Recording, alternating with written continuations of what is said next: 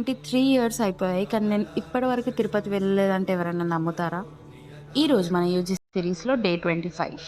ఇక మార్నింగ్ లేచి రెడీ అయ్యి డైరెక్ట్‌గా మినీ తిరుపతికి బయలుదేరా. ఆ మెట్లెక్కుతుంటేనే ఒక స్పెషల్ ఫీలింగ్ వస్తుంటే, ఇంక మినీ తిరుపతిలోనే ఇట్లుంటే, డైరెక్ట్‌గా తిరుపతి వెళ్తే ఎలా ఉంటదో, ఇంకక్కడ ప్రతి చోటు స్వామివారి నామం చూస్తూ, ఇంకా దర్శనం చేసుకుంటేనే కళ్ళల్లో నీళ్ళు తిరిగాయి. 23 ఇయర్స్ అయినా నేను ఇంకా తిరుపతి వెళ్ళలేదు. అందరూ తిరుపతి గురించి చెప్తారు. అక్కడ అలా ఉంటది, ఇక్కడ ఇలా ఉంటది అని. ఇంకా నేను కూడా ఆ మూమెంట్ కోసం వెయిట్ చేస్తున్నా. లైఫ్‌లో ఒక్కసారన్నా తిరుపతికెళ్ళి చూడాలి అని. ఎందుకంటే రీసెంట్‌గా వీడియోస్‌లో చూసా 70 ఇయర్స్ వాళ్ళైనా, చిన్న పిల్లలైనా ఆ మెట్లు ఎలా ఎక్కుతారో, అసలు వాళ్ళకంత స్ట్రెంత్ ఎక్కడి నుంచి వస్తదో తెలీదు.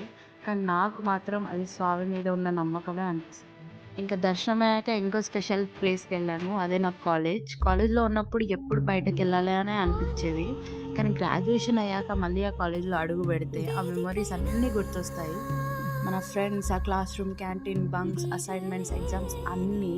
అండ్ ఇంకొక బెస్ట్ మెమరీ ఏంటంటే నా ఫస్ట్ హ్యాకథాన్ ప్రైజ్ గెలవడం. అది నాకు ఈ ప్లేస్‌లోనే It's వచ్చింది. for Hasida.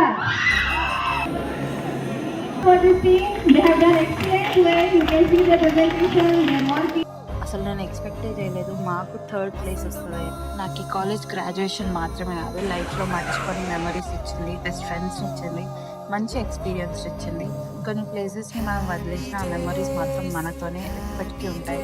So thank you for everything.